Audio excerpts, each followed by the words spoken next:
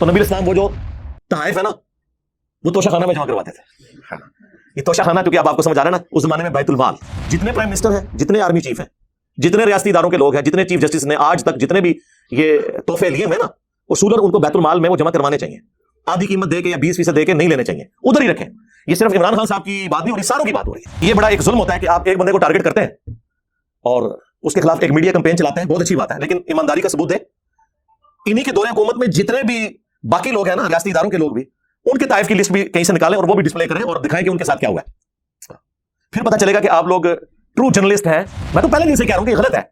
توشہ خانے کا کسی کو پتہ نہیں تھا. ایسے 2 سال پہلے جب وہ ایک صحافی ابرار جس کو دھمکیاں تھیں پی ٹی آئی کی گورنمنٹ نے, جب اس نے وہ نئی اپلیکیشن دی تھی نا جسٹس گل حسن کے پاس, کیونکہ میں چیف جسٹس تھے اس وقت اطہر من اللہ, تو میری بھی کچھ وہاں پہ ڈیٹس لگتی تھی, تو وہ گل حسن صاحب کے پاس بھی میری ایک دفعہ ڈیٹ لگی تھی. پٹھان آدمی اور پٹھان دلیر بہت ہوتا ہے. 2 مجھے خوبیاں پٹھانوں کی بڑی پسند ہے, ایک دلیری, دوسری سادگی, اور باہر سے پڑھا ہوا ہے, انتہائی کوالیفائڈ بندہ ہے, کسی کا لحاظ نہیں کرتا. تو اس نے وہ جس طرح سماعت کی اور وہ ورڈز اس میں یوز کر رہا تھا نا, تو مجھے اندازہ تھا کہ اگر یہ مسئلہ آگے گیا نا تو یہ بہت خطرناک ہو جائے گا.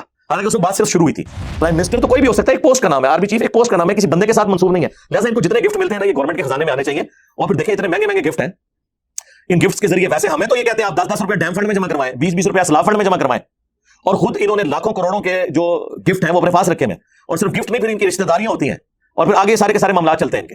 ان لوگوں نے اپنی جیبیں نہیں ڈھیلی کرنی ہے, انہوں نے نہیں دینا گورنمنٹ کے خزانے کے اندر. ملک کے حاکم جو ہیں وہ عوام ہے. اب یہ بات اگر کوئی مذہبی پلیٹ فارم سے کرتا ہے تو وہ فوراً مولوی چکر پڑ جاتے ہیں, جی عوام کی حاکمیت, یہ تو جمہوریت شرک, اور خود یہ سارے حکمرانوں کے تلوے چاٹتے ہیں, سارے ان کنگز کے, ان بادشاہوں کے, ان ملوک کے قدموں میں بیٹھے ہوتے ہیں. اسلامی ہسٹری میں جتنی حکومتیں حکمرانوں نے کی ہیں نا ظلم پہ مبنی, سارے مولوی بزرگان دین ہی تھے جو ان کے درباروں میں بیٹھے ہوئے ان کو فتوے دیتے ہوتے تھے. اس زمانے میں اگر ان کو ہوتا نا کہ عوام کی حاکمیت ہونی چاہیے, ہر شخص کو اللہ تعالیٰ نے آزاد پیدا کیا, کسی کو حق نہیں اسے غلام بنایا اپنا, جبکہ وہ عوام اپنے ٹیکسز کے ذریعے تمہاری تنخواہیں بھی دے رہے ہوں. اور یقین کریں وہ بندہ حیران ہو جاتا ہے, جناب پرائم منسٹرز ہیں, اپنے بیگ اٹھائے ہوئے ہیں, اپنے بچوں کو بھی خود اٹھایا ہوا ہے, سڑک کراس کر رہے ہیں, سائیکل پہ جا رہے ہیں, جی اتنا بڑا جج ہے سائیکل چلا رہا ہے. ویسے ہمارے بھی یہی کچھ کرتے ہیں. یہ سارے ملازم آپ کو یہاں نظر آئیں گے. آپ ذرا انہی لوگوں کو انگلینڈ کی سڑکوں پہ اور فٹ پاتھوں پہ آپ دیکھیں نا, انہوں نے خود ہی اپنے بیگ اٹھائے ہوتے ہیں, وہاں ساری ان کی افسری نکل جاتی ہے جا کے. میں ایک فلاحی ادارے میں کام کرتا ہوں, ہماری تنخواہ صدقہ اور خیرات کے پیسوں سے ملتی ہے. ہمارے ادارے کو ڈونر بکرے وغیرہ صدقہ کرتے ہیں اور اس کا گوشت بھی ہم ورکر کو دیا جاتا ہے. کیا ہمارے لیے جائز ہے؟ بالکل جائز ہے, حلال ہے, قرآن میں آیا. سورہ التوبہ کی آیت نمبر 60 جو ہے نا, 60 نمبر, اس میں زکوٰۃ اور صدقات, ویسے عربی میں جو قرآن میں جو ٹرم ہے وہ صدقات یوز ہوئی ہے. جو فرض صدقہ ہے اسے ہم زکوٰۃ کہتے ہیں یا عشر کہتے ہیں کھیتی باڑی کے کیس کے اندر,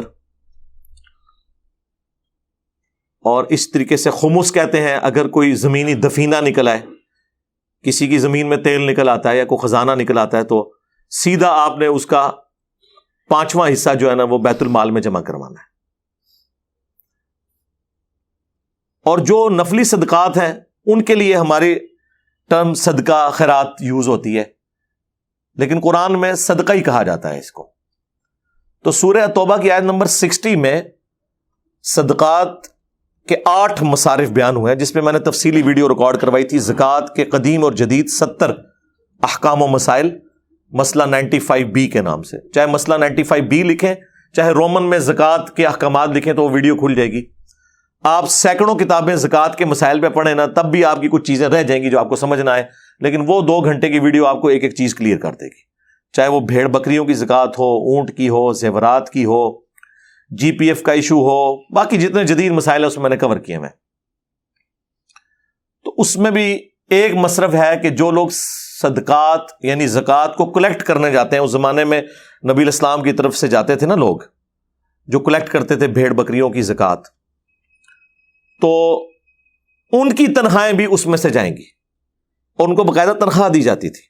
لیکن اس میں ایک چیز ہوتی تھی کہ بعض اوقات وہ لوگ ساتھ تحفے بھی لے کے آتے تھے, اور جب بیت المال میں زکوٰۃ جمع کرواتے تھے تو کہتے تھے یہ تو زکوٰۃ ہے جو ہم نے کلیکٹ کی ہے آن دا بہاف آف پروفٹ صلی اللہ علیہ وآلہ وسلم, اور اس کے بعد خلفائے راشدین کے بہاف کے اوپر, اور یہ وہ تحفے ہیں جو لوگوں نے ہمیں دیے ہیں. تو نبی علیہ السلام فرماتے تھے تم اپنی ماں کی گود میں جا کر لیٹو, یعنی اپنے گھر میں ہی رہو, میں دیکھتا ہوں کہ تمہیں کون تحفہ دیتا ہے. یہ تحفے تمہیں اس پوسٹ کی وجہ سے ملے ہیں.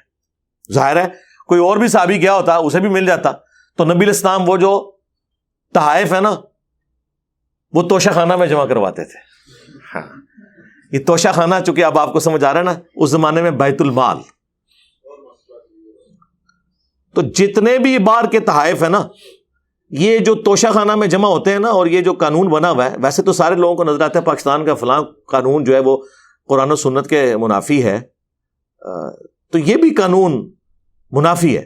اور اس میں سنگل آؤٹ کسی ایک پرائم منسٹر کو آپ نہ کریں. جتنے پرائم منسٹر ہیں, جتنے آرمی چیف ہیں, جتنے ریاستی اداروں کے لوگ ہیں, جتنے چیف جسٹس نے آج تک جتنے بھی یہ تحفے لیے ہوئے ہیں نا, اصولاً ان کو بیت المال میں وہ جمع کروانے چاہیے. آدھی قیمت دے کے یا 20% دے کے نہیں لینے چاہیے, ادھر ہی رکھیں. یہ صرف عمران خان صاحب کی بات نہیں ہو رہی, ساروں کی بات ہو رہی ہے. لیکن یہ بڑا ایک ظلم ہوتا ہے کہ آپ ایک بندے کو ٹارگٹ کرتے ہیں اور اس کے خلاف ایک میڈیا کمپین چلاتے ہیں, بہت اچھی بات ہے, لیکن ایمانداری کا ثبوت دیں. انہی کے دور حکومت میں جتنے بھی باقی لوگ ہیں نا, ریاستی اداروں کے لوگ بھی, ان کے طائف کی لسٹ بھی کہیں سے نکالیں اور وہ بھی ڈسپلے کریں اور دکھائیں کہ ان کے ساتھ کیا ہوا ہے. پھر پتہ چلے گا کہ آپ لوگ ٹرو جرنلسٹ ہیں اور یہ سب کچھ لے کے چل رہے ہیں. صحیح, میں تو پہلے دن سے ہی کہہ رہا ہوں کہ یہ غلط ہے. توشہ خانے کا کسی کو پتہ ہی نہیں تھا ایسے 2 سال پہلے, جب وہ ایک صحافی ابرار جس کو دھمکیاں تھیں پی ٹی اے کی گورنمنٹ نے, جب اس نے وہ نئی اپلیکیشن دی تھی نا جسٹس گل حسن کے پاس, چونکہ میں چیف جسٹس تھے اس وقت اطہر من اللہ, تو میری بھی کچھ وہاں پہ ڈیٹس لگتی تھی, تو وہ گل حسن صاحب کے پاس بھی میری ایک دفعہ ڈیٹ لگی تھی. پٹھان آدمی اور پٹھان دلیر بہت ہوتا ہے. یہ 2 مجھے خوبیاں پٹھانوں کی بڑی پسند ہیں, ایک دلیری, دوسری سادگی, اور باہر سے پڑھا ہوا ہے, انتہائی کوالیفائڈ بندہ ہے, کسی کا لحاظ نہیں کرتا. تو اس نے وہ جس طرح سماعت کی اور وہ ورڈز اس میں یوز کر رہا تھا نا, تو مجھے اندازہ تھا کہ اگر یہ مسئلہ آگے گیا نا تو یہ بہت خطرناک ہو جائے گا. حالانکہ اس وقت بات صرف شروع ہوئی تھی. تو بات یہ کہ نبی علیہ السلام نے یہی تعلیم دی آپ نے کہ کوئی گفٹ آپ کو پوسٹ کی وجہ سے ملے نا, گورنمنٹ کی, چاہے آپ صدقات اور زکات کلیکٹ کرنے گئے ہیں یا گورنمنٹ کے کسی کام سے گئے ہیں. ظاہر ہے یہاں سے پرائم منسٹر یا آرمی چیف اپنے ذاتی کام کے سلسلے میں تو نہیں دوسرے حکمرانوں کو ملتا. پرائم منسٹر تو کوئی بھی ہو سکتا ہے, ایک پوسٹ کا نام ہے. آرمی چیف ایک پوسٹ کا نام ہے, کسی بندے کے ساتھ منسوب نہیں ہے. لہٰذا ان کو جتنے گفٹ ملتے ہیں نا یہ گورنمنٹ کے خزانے میں آنے چاہیے. اور پھر دیکھیں اتنے مہنگے مہنگے گفٹ ہیں, ان گفٹس کے ذریعے ویسے ہمیں تو یہ کہتے ہیں آپ 10-10 روپیہ ڈیم فنڈ میں جمع کروائیں, 20-20 روپیہ سیلاب فنڈ میں جمع کروائیں, اور خود انہوں نے لاکھوں کروڑوں کے جو گفٹ ہیں وہ اپنے پاس رکھے ہوئے ہیں. اور صرف گفٹ نہیں, پھر ان کی رشتہ داریاں ہوتی ہیں, اور پھر آگے یہ سارے کے سارے معاملات چلتے ہیں ان کے. ان لوگوں نے اپنی جیبیں نہیں ڈھیلی کر دی ہیں, انہوں نے نہیں دینا گورنمنٹ کے خزانے کے اندر. تو نبی علیہ السلام نے یہ حکم فرمایا کہ وہ تحفے آپ نے اپنے پاس نہیں رکھنے. تو وہ تحفوں سے سلسلہ شروع ہوا. اس زمانے میں بیت المال, آج ہم اسے توشہ خانہ کہتے ہیں. تو تنخواہیں کلیکٹرز کی اسی میں سے آئیں گی, یہ ذہن میں رکھیے گا. اور یہ کوئی صدقہ خیرات نہیں ہے. اب یہ جو آپ نے کہا کہ اس میں وہ گفٹ وغیرہ دیتے ہیں, گفٹ وغیرہ کس چکر میں آپ کو دے رہے ہوں گے وہ, ہاں اگر بیت المال میں ایک چیز جمع ہوئی, اس کے بعد تنخواہ کے عوض اگر آپ کو کچھ ملتا ہے نا, پھر تو آپ لے لیں. لیکن صرف اس وجہ سے کہ آپ اس دفتر میں ملازم ہیں, آپ کو بکرے مل رہے ہیں, تو کیا پاکستانی پوری عوام کو وہ بکرے مل گئے ہیں اور ان کا گوشت نہیں ملا؟ تو آپ کس چکر میں بکرے لے رہے ہیں؟ صرف تنخواہ. تنخواہ کے علاوہ جو کچھ لیں گے پھر باقیوں کا بھی حق ہے. آپ سے زیادہ حقدار لوگ موجود ہیں. آپ سے زیادہ حقدار وہ لوگ ہیں جو بےچارے بے روزگار ہیں. آپ کے پاس تو پھر بھی تنخواہ آ رہی ہے نا آپ کو. جو بے روزگار لوگ ہیں وہ تو زیادہ حقدار ہیں. تو یہ تحفے تحائف اس میں سے نہ آپ لیں. باقی جو آپ کو تنخواہ مل رہی ہے وہ آپ کا رائٹ ہے, آپ ضرور لیں. بلکہ نبی علیہ السلام تو بعض آپ کے ساتھی ریلیکٹنٹ ہوتے تھے, تو آپ ان کو زبردستی دیا کرتے تھے کہ جب ہم کسی کو پوسٹ دیں گے تو ہم اسے ساتھ تنخواہ بھی دیں گے یا جو کچھ دیں گے, اور اس میں وہ ریلیکٹنٹ نہ ہو. اسی کے تحت سرکاری ملازمین کی تنخواہیں ہوتی ہیں, اسی کے تحت فوج کی تنخواہیں ہوتی ہیں, پولیس کی ہوتی ہیں, جوڈیشری کی ہوتی ہیں. یہ الگ بات ہے کہ ہمارے یہ سارے ادارے اپنے آپ کو ملک کا حاکم سمجھتے ہیں, حالانکہ ملک کے حاکم جو ہیں وہ عوام ہیں. اب یہ بات اگر کوئی مذہبی پلیٹ فارم سے کرتا ہے تو وہ فوراً مولوی چکر پڑ جاتے ہیں, وہ جی عوام کی حاکمیت, یہ تو جمہوریت شرک. اور خود یہ سارے حکمرانوں کے تلوے چاٹتے ہیں, سارے ان کنگز کے, ان بادشاہوں کے, ان ملوک کے قدموں میں بیٹھے ہوتے ہیں. اسلامی ہسٹری میں جتنی حکومتیں حکمرانوں نے کی ہیں نا ظلم پہ مبنی، سارے مولوی بزرگان دین ہی تھے جو ان کے درباروں میں بیٹھے ہوئے ان کو فتوے دیتے ہوتے تھے۔ اس زمانے میں اگر ان کو ہوتا نا کہ عوام کی حاکمیت ہونی چاہیے، ہر شخص کو اللہ تعالیٰ نے آزاد پیدا کیا، کسی کو حق نہیں اسے غلام بنایا اپنا، جبکہ وہ عوام اپنے ٹیکسز کے ذریعے تمہاری تنخواہیں بھی دے رہے ہوں۔ جائیں باہر یورپ اور امریکہ میں دیکھیں، واقعی وہاں پہ اگر پریزیڈنٹ ہے، پرائم منسٹر ہے، وزیر ہے، ویسے تو وہ وزیر کا لفظ ہی وہ سیکٹری کا لفظ استعمال کرتے ہیں، وہ اپنے آپ کو ملازم سمجھتے ہیں۔ ڈیوڈ کیمرون نے کس طرح جب وہ گھسا تھا وہ ہاسپٹل میں، تو ادھر کا جو ہاسپٹل کا ہیڈ تھا اس نے کس طرح اس کو نکال دیا کہ میری اجازت کے بغیر تم کیسے آ گئے ہو۔ یہاں پرائم منسٹر کا دورہ ہو نا کسی ہاسپٹل میں تو کئی مریضوں کو وہاں سے شفٹ کر دیتے ہیں وہ جگہ کھلی کرنے کے لیے۔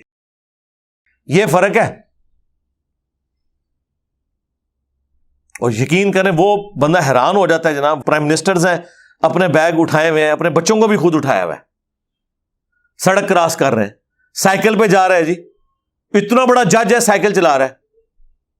ویسے ہمارے بھی یہی کچھ کرتے ہیں، یہ سارے ملازم آپ کو یہاں نظر آئیں گے۔ آپ ذرا انہی لوگوں کو انگلینڈ کی سڑکوں پہ اور فٹ پاتھوں پہ آپ دیکھیں نا، انہوں نے خود ہی اپنے بیگ اٹھائے ہوئے ہوتے ہیں، وہاں ساری ان کی افسری نکل جاتی ہے جا کے، کیونکہ وہاں پہ لوگ پھر اس چیز کو عیب سمجھتے ہیں۔ ہم بھی تو ویسے جاہل ہونے کی وجہ سے ان کو پروموٹ کیے ہوئے ہیں نا۔ یہاں بھی اگر لوگ عیب سمجھے نا اس بات کو کہ ایک بندے نے ساتھ اتنے بندے رکھے ہوئے اپنا سامان اٹھانے کے لیے، تو یہاں پہ بھی یہ لوگ منہ چھپاتے پھریں۔ وہاں اس لیے نہیں، یہ نہیں کہ وہاں یہ ملازم نہیں رکھ سکتے، ان کے پاس تو اتنا پیسہ ہے، آپ کی سوچ ہے۔ صرف وہاں پہ لوگ کیا کہیں گے، اس نے سامان اٹھانے کے لیے بندے ساتھ رکھے ہوئے، وہاں ان کے سامنے اپنے آپ کو اس طرح پریزنٹ کرتے ہیں جس طرح وہاں اچھا سمجھا جاتا ہے۔ تو اس کا مطلب ہے کہ یار پاکستانی عوام سے تو زیادہ ایجوکیٹڈ ان کی عوام ہے، جنت ہی پھر بھی تسی جانا ہے۔ یہ لگ جائے گا پتہ۔ تو تنخواہ آپ لے سکتے ہیں، باقی چیزیں نہیں۔